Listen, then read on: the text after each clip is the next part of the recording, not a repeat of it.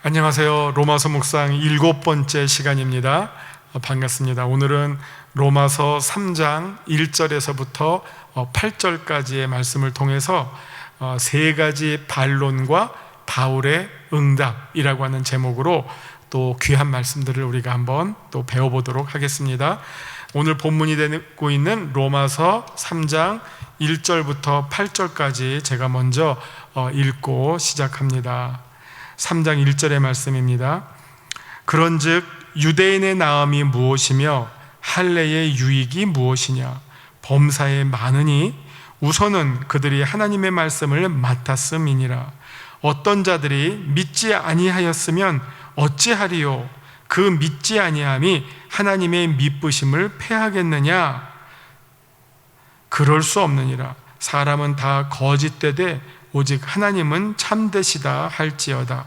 기록된 바 주께서 주의 말씀에 의롭다 함을 얻으시고 판단받으실 때에 이기려 하심이라 함과 같으니라. 그러나 우리 불의가 하나님의 의를 드러나게 하면 무슨 말 하리요? 내가 사람의 말하는 대로 말하노니 진노를 내리시는 하나님이 불의하시냐? 결코 그렇지 아니하니라. 만일 그리하면 하나님께서 어찌 세상을 심판하시리요?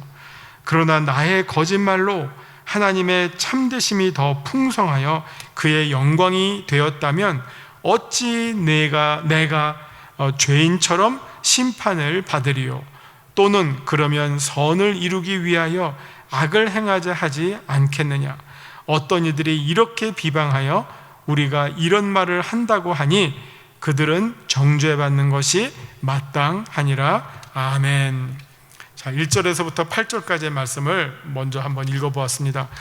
오늘의 말씀의 요점을 먼저 소개해 드립니다. 오늘의 말씀은요, 사도 바울은 유대인과 할례라는 점에 대해서 세 가지의 질문을 던집니다. 유대인의 나음이 무엇이냐 하는 질문, 그리고 유대인들의 불신앙에 대해서 하나님께서 그들을 향하신 미쁘심을 패하시겠느냐 하는 질문, 그리고 진노로 심판하시는 하나님이 불의하시냐라고 하는 질문입니다. 이 질문은요, 아마 이런 상황에서 생각하시면 되겠어요. 이거는 지금 로마 교회에서 어떻게 보면 유대교 기독교인들이 유대교 출신의 혹은 또 유대교에 더 깊이 어떻게 보면 기울어져 있는 상태에서 기독교인이 된 사람들이 계속 바울을 향해서 공격하는 내용들이에요. 그래서 이 질문들이 아마 지금 로마 교회에서 돌고 있다고 하는 소식을 아마 바울이 들은 것 같아요. 그래서 그들이 하는 말들을 바울이 자기의 글로 지금 먼저 한번 던져주는 거예요. 여러분들 그렇게 이야기하고 있지? 그러면 내가 한번 따져보겠습니다 하고 그들이 말하는 질문들을 차례로 아주 아마 대표적인 질문 세 가지. 그럼 유대인 별 볼 일 없네 하는 거 있잖아요. 바울의 말처럼 그렇다면 유대인들 이거 오히려 더 짐이 되는 거 아니야? 뭐 이런 거예요. 그럼 이게 도대체 이게 뭐야? 쉽게 말해, 여기 중간에 아까 바울이 진노를 바울이 어떤 표현이 여기 이제 괄호에 나오냐? 내가 사람의 말하는 대로 말하노니, 이 말은 이제 내가 이제 그냥 편하게 한번 얘기해보다 너희들 막 이렇게 하는 거 아니야? 이런 식으로 얘기하는 거죠. 이게 글자로 쓰니까 이게 사실적이지가 않은데, 그럼 여기 나와 있는 거 보면 이제 사람의 말로 표현하면 그럼 유대인이 뭐야? 아무것도 아니잖아 한다는 말이에요. 첫 번째는. 두 번째, 그럼 하나님이 그냥 유대인 버리셨네, 그거예요. 세 번째, 그럼 하나님 틀렸네? 세 번째, 이런 거예요. 그러니까 이런 질문들이, 이런 어떤 공격들이 로마 교회에 벌어지고 있어요. 여기에 대해서 바울이 답을 하는데 그걸 이렇게 그냥 쭉 설명하기보다는 스스로 한번 반론을, 그 2장에서 했던 내용에 대한 반론을 이 질문을 통해서 한번 자기가 자문자답하려고 좀 던진 겁니다. 질문을 던지고 거기에 대해서 답을 또 제시하면서 이 문제를 해결해 나가는 그 바울의 방법, 어떻게 보면 이게 대화술이죠. 대화술을 우리가 보게 됩니다. 자, 우리 한번 본문을 살펴보죠. 3장 1절입니다. 그런즉 유대인의 나음이 무엇이며 할례의 유익이 무엇입니까?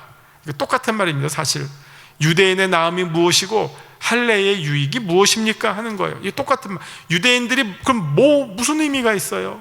유대인들 선민이라고 했고 특권이 있다 그랬고 모든 이방인들을 이거 나라 크기는 작아도 주변에 강대국이 있어도 수많은 강대국들을 다 개처럼 바라보고 짐승처럼 바라보고 우리만이 정말 하나님의 선택을 입은 특별한 백성이고 우리를 애굽에서 구원해 주셨고 우리를 바벨론에서부터 건져 주셨고 포로에서부터 해방해 주셨고 등등등등 작지만 너무 자부심이 강한 그런 민족인데 이 2장에서는 너 그러면서 왜 제대로 못 살아?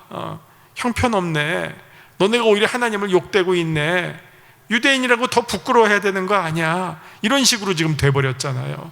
그러니까 그럼 유대인의 장점이 무엇이야? 오히려 이거 집만 있는 거 아니야? 이런 질문에 대해서 바울이 반론을 위해서 질문을 던집니다. 그러면 유대인의 나은 점이 무엇이냐? 할례의 유익이 무엇이냐? 할 말 없을 것 같죠? 근데 바울이 어떻게 대답합니까? 2절 범사에 많다. 범사에 많으니 우선 그들이 하나님의 말씀을 맡았음이니라. 하나님의 말씀을 맡았다는 것은 하나님께서 그 이스라엘에게 하나님의 율법의 말씀을 주셨다라고 하는 거예요. 그래서 그들이 다른 어떤 민족도 아니고 모든 민족을 대표해서 하나님으로부터 말씀을 받은 민족이었다고 하는 사실, 그리고 그 받고 그것을 잘 간직하고 있다고 하는 사실, 이거는 마치 우리가 창조 때 하나님께서 오직 인간에게만 하나님의 형상에 따라 창조하신 것처럼 이 세상에 있는 수많은 열방들 가운데, 수많은 민족들 가운데 그 율법이라고 하는 것을 이스라엘 민족에게, 유대인에게만 주셨다. 그들을 통해서 전하게 하셨다고 하는 점, 말씀을 맡았다고 하는 점입니다. 어떤 자들이 믿지 아니하였으면 어찌하리요? 그 믿지 아니함이 하나님의 미쁘심을 패하게. 이거 두 번째인데 다시 이제 첫 번째로 가면요, 맡았음이니라예요. 그러니까 자, 여기서 이제 바울이 구분을 합니다. 맡았다라고 하는 것과 지킨다고 하는 것을 구분을 해요.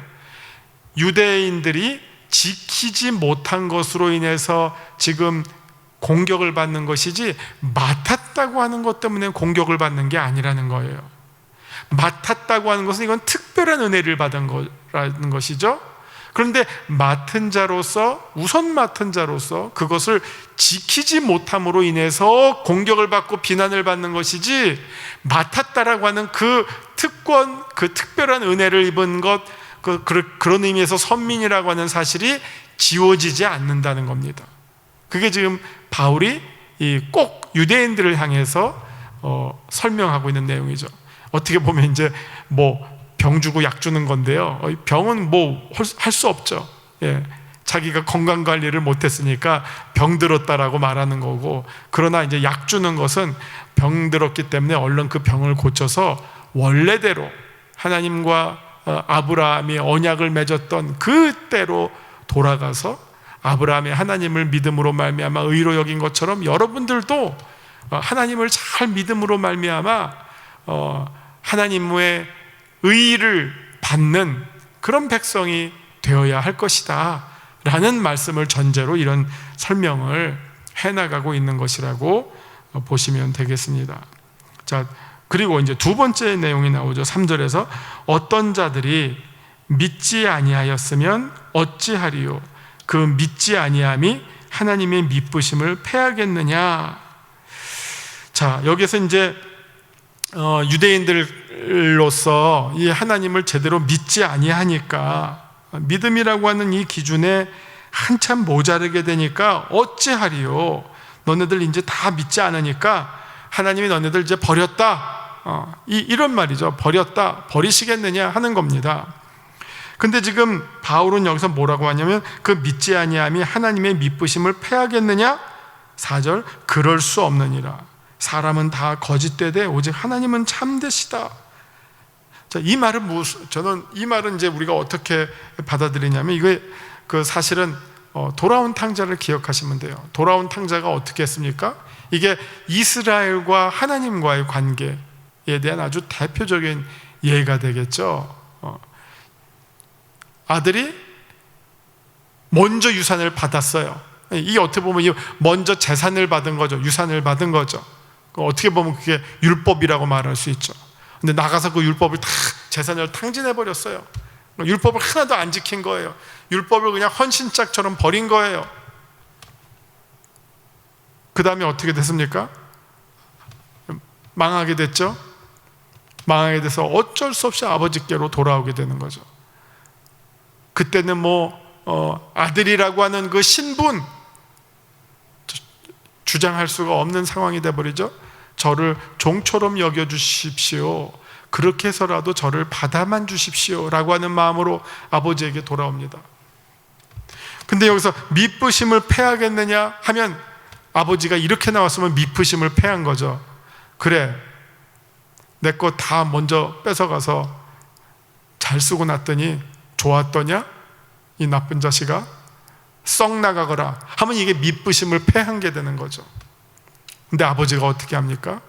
아버지는 이미 기다리고 계셨죠. 이미 기다리고 계셨죠.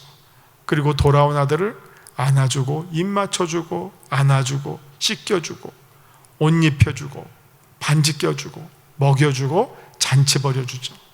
이게 미쁘심을 행하시는 거죠. 패하는 게 아니라 미쁘심을 유지하시고 오히려 더 크게 대해 주시는 것이죠. 제가 읽은 어떤 그 한스 퀸이라고 하는 카톨릭 신학자가 쓴 책인데요. 그 교회라고 하는 아주 두꺼운 책인데 그 중에서 한 문장이 너무 감명적이었어요. 그게 무슨 표현을 한스 퀸이라고 하는 신학자가 썼냐면요. 우리는 하나님을 버릴지언정 하나님은 그러니까 우리라고 하는 말이죠. 우리는 하나님을 버릴지언정, 그때의 우리는 그 교회를 말해요. 교회는 하나님을 버릴지언정 하나님은 절대로 교회를 버리지 아니하십니다. 하나님은 우리를 버리지 아니하십니다 라고 하는 문장을 썼어요. 아주 그냥 은혜로운 문장인데 똑같죠. 그게 미쁘신 하나님, 이 미쁘시다라고 하는 말은 우리가 성경에서만 쓰고 일상 언어에서는 잘 쓰지 않는 단어이잖아요. 그래서 미쁘다는 말은 믿었다, 믿을만하다, 신실하시다, 성실하신 주님, 신실하신 주님, 미쁘신 주님, 이게 다 같은 말이죠. 하나님은 그 우리와 맺은 그 사랑의 관계에 충실하세요. 우리가 어떤 반응을 하더라도 하나님은 변함없이 우리를 향한 그 사랑을 일관되게 지켜나가시죠. 그게 바로 미쁘시다는 거죠. 우리가 믿지 않는다고 해서 하나님께서 우리를 향하신 그 미쁘심을 포기하지 아니하신다 하는 말씀입니다. 이게 두 번째의 내용입니다. 두 번째 질문입니다. 하도 바울이 유대인들 그 다음에 공격을 하니까 이거 하나님이 버린 거구나 라는 착각을 할 수가 있는데, 거기에 대해서 하나님이 이스라엘을, 유대인을 버리신 것이 아니라 오히려 그들을 향한 미쁘신 마음을 계속 가지고 계시고 기다리고 계신다 하는 그 말씀을 사도 바울이 하고 있고요. 세 번째 나오는 말 5절을 보시면, 그러나 우리 불의가 하나님의 의를 드러나게 하면 무슨 말 하리요? 진노를 내리시는 하나님이 불의하시냐? 자, 우리가 불의해요. 그래서 하나님이 거기에 대해서 진노를 바라시면 그러면 그거 하나님 너무 지나친 거 아니야? 라고 하는 그 불평이죠. 그런 어떤 질문에 대해서 바울이 또 뭐라고 말하냐면, 결코 그렇지 아니하니라. 만일 그러하면 하나님께서 어찌 세상을 심판하시리요? 그러나 나의 거짓말로 하나님의 참되심이 더 풍성하여 그의 영광이 되었다면 어찌 내가 죄인처럼 심판을 받으리요? 하는 말입니다. 그 다음에 또 이제 말이 이어지는데요. 그러면 선을 이루기 위해서 악을 행하자 하지 않겠느냐? 어떤 이들이 이렇게 비방하여 우리가 이런 말을 한다고 하니 그들은 정죄받는 것이 마땅하니라. 이 말은 우리가 비록 이렇게 죄가 있더라도 하나님이 우리를 향한 구원을 버리지 아니하십니다 했더니 뭐라고 말하냐면은 그러면 우리가 이렇게 하나님의 그 선하심을 드러내기 위해서 우리가 더 죄를 많이 짓자. 그러면 오히려 그거에 반대로 하나님이 우리에게 선을 행하시는 거니까 한번 지켜보자. 이런 식으로 어떻게 보면 이거를 삐뚤어져서 적용하고 악용하는 그런 어떤 도전에 대해서 뭐라고 말하냐면 그들은 정죄받는 것이 마땅하다. 그렇게 생각하면서 하나님의 의와 사랑과 공의를 시험하려 한다면 그들에게는 하나님의 정의의 심판, 공의의 심판이 임하는 것이 마땅하다. 하나님을 만홀히 여기는 행위가 되죠. 그것이 마땅하다라는 내용으로 맺고 있습니다. 자, 이제 말씀 산책 부분을 보시면서 좀 다시 한번 설명해 드리도록 하겠습니다. 사도 바울은 유대인과 율법에 관해서 2장에서 언급한 내용들에 동의하면서 이번에는 반대 측면에서 스스로 질문을 던집니다. 첫째, 유대인의 나음이 무엇인가? 그리고 할례의 유익이 무엇인가? 앞서서 유대인이라고 하는 사실과 할례를 받았다는 사실 그 자체가 의미 있는 것이 아니라고 아주 맹렬하게 비판했던 바울은 여기에서 목소리를 바꾸면서 그래도 유대인이라는 사실이 유익함이 많다라고 인정합니다. 무엇보다도 아브라함의 후손으로서 하나님과 언약을 맺고 율법을 받았다는 사실, 그리고 그 표로 할례를 받았다는 사실을 상기시켜 줍니다. 하나님께서 특별히 기회를 주셨다는 점과 그 기회를 제대로 살리지 못하고 있다는 점을 분리해서 생각하는 것이죠. 다시 한번요. 하나님께서 특별한 기회를 주셨어요. 말씀을 주셨어요. 율법을 주셨어요. 그건 특별한 거예요. 그것과 그 다음에 그 기회를 제대로 살리지 못했다라고 하는 점을 분리해서 생각해야 된다는 겁니다. 유대인의 더 근본적인 잘못은 율법을 받았다고 있는 점이 아니라 그들이 받은 바 율법을 잘 지키지 못한다는 점이기 때문입니다. 아시겠죠? 그러니까 받았다고 하는 것은 큰 은혜예요. 마치 우리가 하나님의 구원의 은혜를 받았어요. 근데 그 구원의 은혜를 받은 사람은 어떻게 해야 됩니까? 마땅히 감사해야 되죠. 그런데 감사치 않음, 이게 우리가 로마서 1장에서 나왔던 그 죄인들의 특징이에요. 감사하지 않음을 했다는 겁니다. 마땅히 감사했어야 함에도 불구하고 감사하지 않았다라고 하는 거예요. 그게 지금 여기 1번과 연관되는 그런 내용들입니다. 둘째로, 유대인들이 하나님의 계명을 믿고 지키지 아니한다고 해서 그들을 향하신 하나님의 미쁘심을 패하시겠느냐라는 질문을 던집니다. 자, 하나님은 신실하신 하나님이시기 때문에 우리가 설령 하나님을 배반할지언정 하나님은 우리를 버리지 아니하십니다. 그렇기 때문에 우리가 언제든지 하나님께로 돌아올 수가 있죠.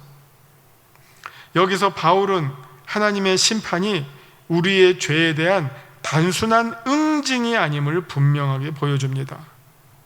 우리를 대하시는 하나님의 근본 마음은 긍휼하심이라고 하는 사실입니다. 우리의 불의가 오히려 하나님의 의를 더 드러내는데 그 의는 보응하시는 의가 아니라 죄인을 의롭게 받아주시는 하나님의 칭의라고 하는 것입니다. 자, 그러다 보니까 이제 한 발 더 나갑니다. 세 번째, 그러면 우리의 불의함에 대해서 진노를 내리시는 하나님이 불의하신 거냐? 그러니까 이 두 번째 내용, 하나님의 미쁘심을 받아가지고 한 번 또 공격을 하는 거죠. 우리의 불의함에 대해서. 그럼 하나님은 그렇게 우리를 선하게 다루신다고? 좋다. 그러면 우리의 불의함에 대해서 만약 하나님이 진노를 하셔, 그러면 하나님 불의한 거네? 이런 질문이에요. 이제 거기에 대해서 사도 바울은 우선 하나님의 심판이 공의롭다고 하는 사실을 강조합니다. 하나님의 심판은 공의로우십니다. 죄인을 긍휼함으로 대하셔서 은혜를 베푸시는 하나님의 심판은 공의로우실 뿐만 아니라 자비로우십니다.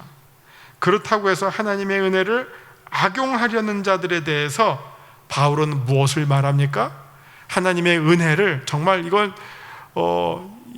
이건 너무 악하죠. 그러니까 우리가 악함에도 불구하고 하나님이 선대를 해주셨어요. 그랬더니 이번에는 그 선대를 이용해서 마음대로 악해도 되겠네, 더 악해지려고 해요. 좀 이게 그 경우거든요. 그렇다면 하나님께서 그들을 향해서 하나님께서 진노를 베푸시는 것은 마땅하다. 왜? 하나님을 거의 가지고 노는 거 아니에요. 하나님의 인내와 하나님의 사랑과 하나님의 자비를 어떻게 보면 자기의 더 범죄함을 정당화하기 위해서, 합리화하기 위해서 하나님의 긍휼하심을 악용하는 자들에게 하나님께서 어찌하실 것이냐? 진노를 베푸신다는 거죠. 거기에 대해서는 이게 우리가 언제나 이게 신학에는 질서가 있거든요. 하나님이 주고 우리가 종이에요. 근데 지금 이 경우에는 내가 주가 돼서 하나님을 종으로 삼는 거 아니에요. 내가 이렇게 하면 하나님이 이렇게 할 거 아니에요? 내가 이렇게 하면 하나님이 이렇게 할 거 아니에요? 나 이렇게 할 거예요. 자기가 이제 하나님과 우리와의 관계에서 주도를 해나가는 거예요. 하나님은 그러면 거기에 하나님 이런다고 했으니까 그거 따라오셔야 되지 않아요? 하고 하나님을 가지고 노는 정말 패역한 모습이죠. 거기에 대해서 사도 바울이 분명하게 말합니다. 그들은 정죄받는 것이 마땅하다라고 말씀하고 있습니다. 자, 말씀 적용합니다. 하나님은 어떤 분이십니까? 3절에서 보시면 어떤 자들이 믿지 아니하였으면 어찌하리요? 그 믿지 아니함이 하나님의 미쁘심을 패하겠느냐? 우리 찬송가에 좋으신 하나님, 좋으신 하나님, 참 좋으신 나의 하나님 찬송이 있죠. 그것과 또 상응하는 똑같은 내용으로 미쁘신 하나님이에요. 하나님은 참 미쁘십니다. 이쁘신 게 아니라 미쁘십니다. 신실하십니다. 하나님은 이스라엘의 불순종함에도 불구하고 자신의 미쁘심을 거두시지 아니하시는 신실하신 하나님이십니다. 자, 한번 여러분이 창세기 3장으로 돌아가 보세요. 아담과 하와가 범죄를 했어요. 원래 선악과를 먹으면 정령 죽으리라 해요. 그러나 하나님께서 그들의 벗음을 어떻게 처치해 주십니까? 가죽옷을 지어서 입혀주셨어요. 그리고 당장 내려질 하나님의 심판을 인내하심으로 기다리셔요. 쫓겨나지만 지켜주셨어요. 에덴 동산에서 쫓겨나지만 또 지켜주셨어요. 하나님의 미쁘심이 언제나 함께 한다는 것이죠. 그 다음에 이스라엘의 역사를 한번 보세요. 이스라엘은 반복적으로 하나님을 배반하지요. 배반하고 또 배반하고 또 배반하고. 근데 그때마다 하나님은 이스라엘이 돌아오도록 견책해 주시고 채찍찍 내려주시고 기다려 주시고, 그래서 이스라엘이 돌아오기만 하면 용서해 주시고 하나님의 자녀 삼아 주시고, 그런데 또 이스라엘은 또 패역하고 이런 어떤 반복적인 역사가 계속 진행되고 있습니다. 그때마다 우리는 미쁘신 하나님, 하나님의 신실하심을 계속적으로 이스라엘의 역사를 통해서 우리가 확인하게 된다는 것이죠. 자, 내게 주시는 교훈은 무엇입니까? 5절을 보시면요, 그러나 우리 불의가 하나님의 의를 드러나게 하면 무슨 말 하리요? 우리의 불의가 하나님의 의를 드러나게 하면 무슨 말 하리요? 이건 정말 좀 아주 쉬운 말은 아니죠. 그러니까 죄가 많은 곳에 하나님의 은혜가 더 크죠. 그죠? 그리고 하나님의 사랑은 우리의 허다한 죄를 덮죠. 여기 분명하게 이제 관계가 있어요. 우리의 불의보다 하나님의 의가 더 커요. 우리의 죄보다 하나님의 사랑이 더 커요. 그렇기 때문에 용서가 가능한 것이고 구원이 가능한 거예요. 만약 두 개가 똑같으면 싸우다가 말겠죠. 하나님의 사랑이 더 적어. 그러면 이 죄의 힘이 더 크겠죠. 아무것도 안 이루어지겠죠. 그러나 정말 다행히 우리의 불의보다 하나님의 의가 더 커요. 우리의 죄보다 하나님의 사랑이 더 커요. 우리의 배반보다 하나님의 미쁘심이 더 커요. 그렇기 때문에 우리는 하나님으로부터 용서받을 수 있고 하나님의 사랑을 입고 구원받을 수 있고 은혜가 우리에게 임해서 우리가 하나님의 은혜를 누릴 수 있게 되는 그 관계가 세워지는 것이죠. 하나님은 전능하시기 때문에 은혜에 있어서 전능하시고 사랑에 있어서 전능하시고 용서에 있어서 전능하시기 때문에 우리의 모든 허다한 죄를 덮고도 남으신다고 하는 사실입니다. 그렇다고 해서, 그래서 지금 이게 논리적으로 보면 우리의 불의한 것이 오히려 더 큰 하나님의 의를 드러냅니다. 그러니까 더 불의를 짓자? 이게 아니라, 그렇기 때문에 우리는 이제 어떻게 해야 되느냐? 5절을 한번 보세요. 여기 내용을 보시면 우리의 불의가 하나님의 악을 드러내지만, 하나님의 의를 드러내지만 거기에서 머무르는 게 아니라 오히려 이번에는 우리의 의가 하나님의 영광을 드러내도록 해야 되겠다 하는 것입니다. 자, 한번 잘 들어보세요. 우리의 불의가 하나님의 의를 드러냅니다. 그러니까 우리 마음 놓고 불의하자가 아니라, 그러니까 이제는 우리가 우리의 의를 통해서 하나님의 영광을 더 드러내는 것, 그것이 바로 우리가 마땅히 해야 할 일이다 라고 하는 교훈을 우리가 이 로마서를 통해서 꼭 배웠으면 좋겠습니다. 정말 우리를 통해서 하나님의 의가 드러나고, 우리를 통해서 하나님의 영광이 드러나고, 우리를 통해서 하나님의 뜻이 하늘에서처럼 이 땅에서도 이루어지는 것, 아버지의 뜻이 이 땅에도 이루어지게 하는 것, 우리를 통해서 우리가 하나님의 도구가 되고, 우리가 하나님의 어떻게 보면 일꾼들이 되고 하나님의 축복의 통로들이 된다면 우리가 오히려 하나님의 영광을 드러내는 자들이 되겠죠. 그래서 수많은 믿음의 선배들이 오직 하나님께 영광을, 솔리 데오 글로리아, 오직 하나님께만 영광을 이라고 하는 그 표를 가지고, 모토를 마음에 새기고 신실한 신앙인의 모습으로 살아왔던 것들을 우리가 보게 됩니다. 자, 오늘 이 본문 말씀을 통해서 유대인들이 이 바울의 이 이방인을 향한 이 하나님의 그 은혜의 복음을 어떻게 삐딱하게 생각하고 어떻게 왜곡시켜서 공격하는지에 대해서 살펴보았습니다. 그러나 그들의 왜곡과 공격을 뛰어넘어서는 하나님의 더 큰, 정말 바다와 같고 하늘과 같은 하나님의 은혜, 의, 사랑, 미쁘심, 이 내용들을 우리가 오늘 보게 되었습니다. 정말 하나님의 사랑은 우리의 허다한 죄를 덮는 것처럼 하나님의 그 은혜를 풍성히 누리시고, 정말 여러분의 삶의 자리에서 하나님의 영광을 드러낼 수 있는 빛나는 존재들 다 되시기를 바랍니다. 이제 기도하시면서 마치겠습니다. 주님, 우리가 그리스도인으로서 이름만 가지지 말게 하시고 정말 하나님의 의와 영광을 드러낼 수 있는 하나님의 자랑, 하나님의 기쁨이 되는 자들이 다 되게 하여 주시옵소서. 저희를 통하여 하나님의 영광이 이 땅에 높이 드러나게 하여 주시옵소서. 예수님의 이름으로 감사드리며 기도 올립니다. 아멘.